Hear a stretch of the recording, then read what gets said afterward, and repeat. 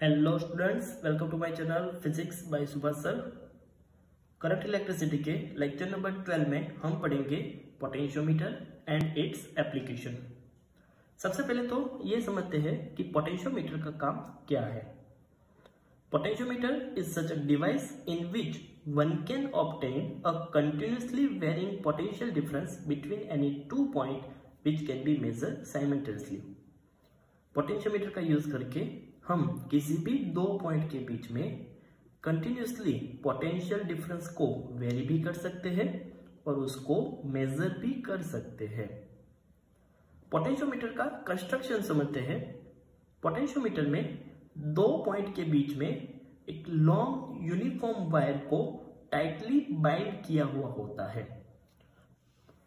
12th size में जो potentiometer का प्रैक्टिकल है उसमें AC वायर की लेंथ 4 मीटर तक होती है। हाई स्टडी में ये लेंथ 10 मीटर तक की होगी। यहाँ पे इस फिगर में ऊपर जो ड्रॉ किया हुआ है वो अभी भूल जाओ।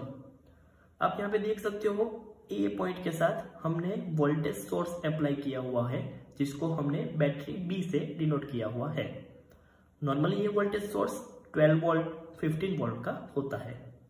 बैटरी के नेगेटिव टर्मिनल के साथ हमने variable resistors that means rheostat connect किया हुआ है। रियोस्टेट का सेकंड एंड की के साथ और की का सेकंड एंड C पॉइंट के साथ कनेक्ट किया हुआ है। अब यहां पर A एंड C के बीच में जो वायर है उसकी लेंथ तो कांस्टेंट है। अगर इस वायर के किसी एक पॉइंट को हम एज्यूम करें, लेट्स सपोज वो पॉइंट यहां पर है। A से इस पॉइंट की लेंथ हम ले लेते हैं L। तो इस दोनों पॉइंट के बीच में पोटेंशियल डिफरेंस कितना होगा, पोटेंशियल ड्रॉप कितना होगा, तो उसका इक्वेशन हम इस तरह से लिख सकते हैं VL equal to 5 into L, जहां पे VL इस दो पॉइंट के बीच का पोटेंशियल डिफरेंस है, L लेंथ ऑफ वायर है and 5 potential drop per unit length है। अब यहाँ पे क्या होगा, जैसे जैसे हम ये जो पॉइंट हमने कंसीडर किया हुआ था उस पॉइंट को इस वायर के ऊपर अलग अलग जगह पे रखेंगे तो A से उस पॉइंट की जो डिस्टेंस है मतलब लेंथ ऑफ वायर चेंज होगा। लेंथ ऑफ वायर चेंज होगा तो उसके अक्रॉस में पोटेंशियल डिफरेंस भी चेंज होगा। तो इस तरह से पोटेंशियोमीटर का यूज करके हम कंटिन्यूअसली पोटेंशियल डिफरेंस को दो पॉइंट के बीच में वेरी कर सकते हैं। अब हम देखते हैं first application of potentiometer, comparison of EMF of two cell. यहां पर हमारे पास दो सेल है जिसका EMF है E1 and E2। E1 and E2 की वैल्यू हमें नहीं पता। हमें इस दो सेल के EMF को कंपेयर करना है, मतलब उसका रेशियो निकालना है। अब उसके वैल्यू हमें नहीं पता है तो डायरेक्टली तो हम उसका रेशियो नहीं निकाल सकते, तो उसके लिए हम पोटेंशियोमीटर का यूज करेंगे। कंस्ट्रक्शन कुछ इस तरह से होगा। दोनों सेल के पॉजिटिव टर्मिनल को हम पोटेंशियोमीटर के A पॉइंट के साथ कनेक्ट करेंगे। दोनों प्लेट के नेगेटिव टर्मिनल को हम 2A की के पॉइंट 1 एंड 2 के साथ कनेक्ट करेंगे। इस 2A की के पॉइंट 3 को गैल्वेनोमीटर के साथ कनेक्ट करेंगे और गैल्वेनोमीटर का सेकंड एंड जॉकी के साथ कनेक्ट करेंगे, जिस जॉकी को हम A से C के बीच में जो वायर है उसके ऊपर फ्रीली स्लाइड करवा सकते हैं। सबसे पहले हम क्या करेंगे, हम 2A की में 1 एंड 3 को कनेक्ट करेंगे। That means E1 cell galvanometer के साथ कनेक्टेड है। अब हमें क्या करना है, हमें गैल्वेनोमीटर के साथ जो जॉकी कनेक्ट की हुई है उसको A एंड C के बीच में स्लाइड करवाना है और हमें ऐसा पॉइंट फाइंड करना है जिस पॉइंट पे गैल्वेनोमीटर का डिफ्लेक्शन 0 मिले। नाउ लेट सपोज A से L1 जितनी लेंथ पे N1 पॉइंट पे गैल्वेनोमीटर का डिफ्लेक्शन 0 मिल रहा है। तो अब हम loop A N1 G 3 1 E1 A के लिए लूप रूल अप्लाई करें तो A से N1 तक की लेंथ है L1, तो इस दो पॉइंट के बीच में पोटेंशियल डिफरेंस हम इस इक्वेशन से लिख सकते हैं VL इक्वल टू 5L1। लेकिन करंट की डायरेक्शन एंड हमारी जर्नी की डायरेक्शन सेम है, तो उसके लिए potential negative, that means -5L1। Galvanometer में कोई भी करंट फ्लो नहीं हो रहा है क्योंकि उसका डिफ्लेक्शन 0 बता रहा है, तो इसके लिए 0 सेल के नेगेटिव टर्मिनल से एंटर हो रहे हैं और पॉजिटिव टर्मिनल से बाहर आ रहे हैं, तो इसका पोटेंशियल हम लिखेंगे positive E1 equal to 0। Solve करेंगे तो इक्वेशन मिलेगा E1 equal to 5L1, equation number 1। अब हम 2 and 3 को कनेक्ट करेंगे, दैट मीन्स E2 गैल्वेनोमीटर के साथ कनेक्टेड है।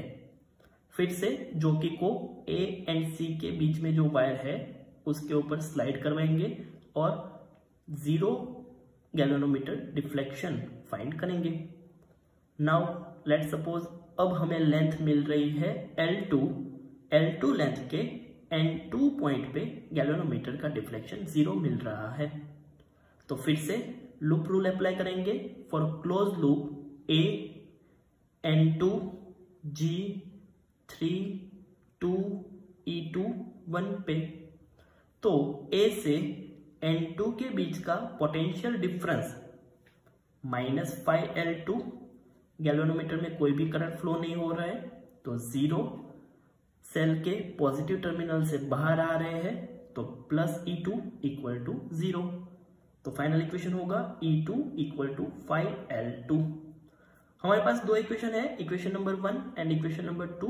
दोनों को हम डिवाइड करेंगे तो हमें इक्वेशन मिलेगा E1 upon E2 equal to L1 upon L2, जहां पे L1 एंड L2 हमें पता है, उसकी वैल्यू रखेंगे तो हमें दो सेल E1 और E2 जिसका EMF हमें नहीं पता था, लेकिन फिर भी उसका हमें रेशियो मिल सकता है।